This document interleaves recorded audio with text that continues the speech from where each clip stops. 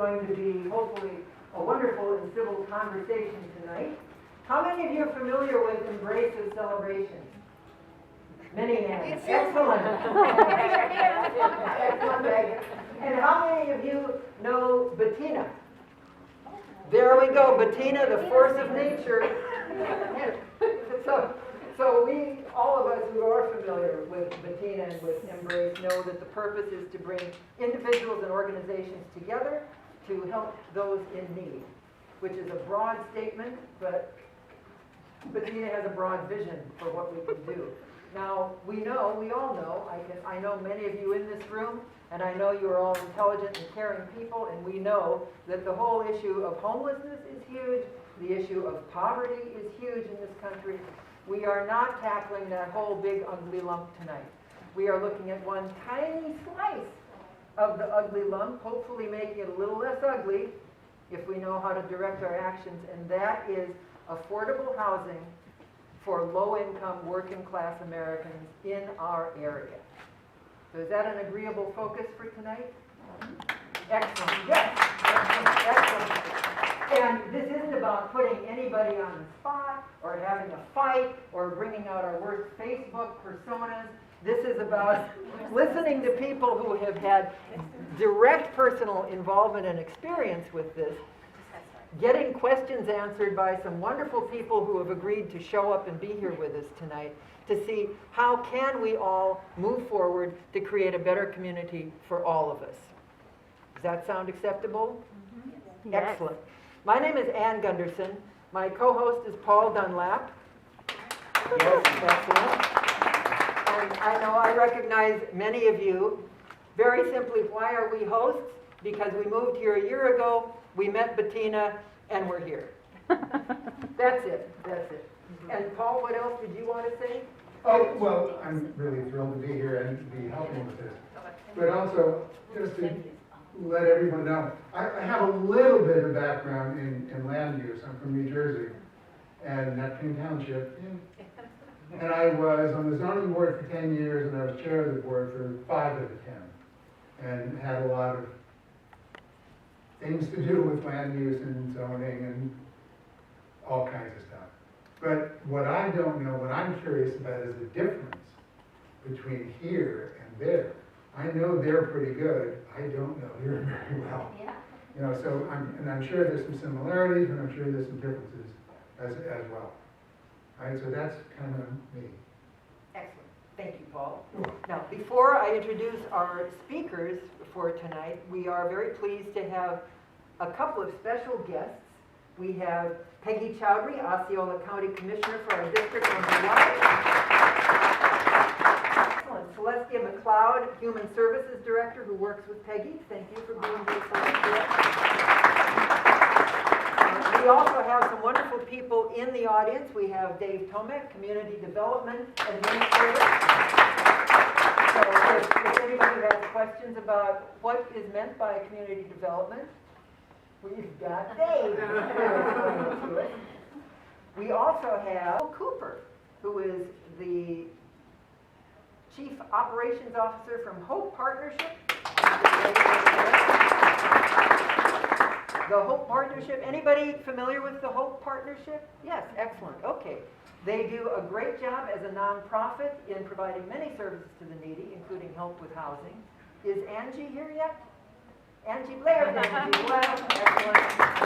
Angie is with the Coalition for the Homeless, and most of us are familiar with that fabulous organization who's become a great partner with Embrace to help families with housing. Deborah Buxton, who is owner of the Magic Castle Hotel, and we will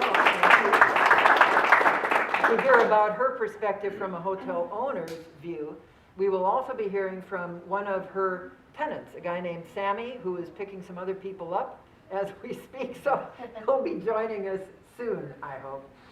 We will also be showing some videos about a successful for-profit approach to low-income housing. One Stop Housing, which is a family-run business that has very successfully created safe, good quality, low-income housing throughout Florida, and locally turned a hotel on West 192 into backlot apartments. Anybody gone by backlot apartments? Yep, so you'll be seeing some videos about that. So we've got a couple of different approaches in the House, both from the nonprofit and from the for-profit perspective, giving us more options on what can be done about this tonight. Now, since we are lucky to have Peggy here, and she can only be with us until 7 o'clock, I looked her up online, and she has a very interesting bio. In fact, I want to read it to you. And then, after you get done blushing, Peggy, I'd like you to share with us very briefly what your vision for District 1 is. Peggy Chowdhury was born in Providence, Rhode Island. Community service has always been a passion for her. When she was 13, she became the youngest founder to a nonprofit organization focused on helping keep kids off the streets. Throughout her high school and college years, she kept herself busy helping her community. Peggy was one of the first Feinstein Scholars, given the recognition for her compassion, dedication to public service, and determination for making a positive difference in the lives of others. After college, she took a position with the U.S. Department of Homeland Security as an immigration officer, and within a short time was promoted to adjudications officer with Citizenship and Immigration Services in the Orlando District Office. After several years of service with federal law enforcement, Peggy decided to follow in her father's footsteps and become a business owner. Peggy successfully owned and managed a small hotel on US 192 in District 1 for over 9 years. Currently, she is the president of Hospitality Sidekicks, a consulting firm that helps small hotels find success. Peggy is an active board member in many organizations, including Experience Kissimmee, Osceola Historical Society, Hispanic Business Council, Osceola Resort Area Council, Community Hope Center, and the US 192 Hotel Motel Association. She also volunteers for nonprofit organizations across Osceola County and continues to give countless hours of community service.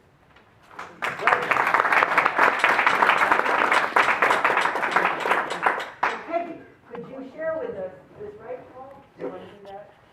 I tend to break things, Paul tends to fix things. Testing. Is it on? Oh, It's on.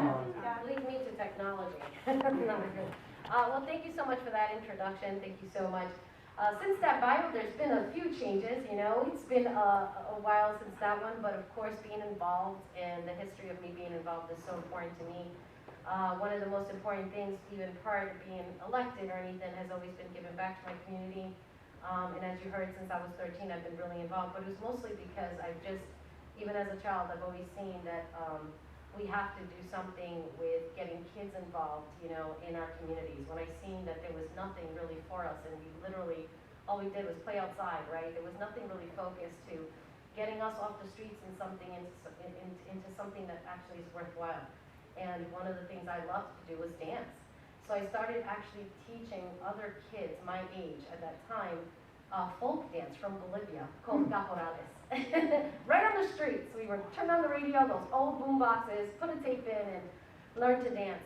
Next thing you know, years later, we have over 500 kids dancing. We've got so much sponsorships in Rhode Island. We had the mayor dancing. They closed the streets out to talk about Independence Day in South America and in different countries in South America. So it became something huge and big, and that's where I learned that one person can make a difference.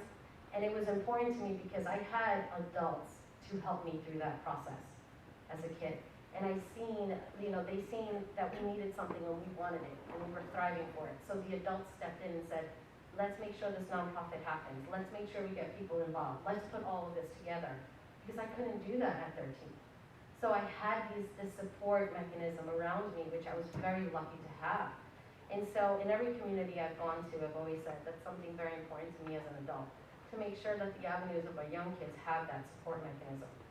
And thank you, and I appreciate that, because as you can see from the Embrace photos, Embrace and Bettina have put a real focus on bringing in young people to teach leadership and empathy in connection with helping the needy. I couldn't agree more with that. What do you see as your vision as our county commissioner for District 1? Thank you for that. So the vision is really, it's actually pretty simple. When I started, one of my main things was going to every single community and asking you what my agenda should be.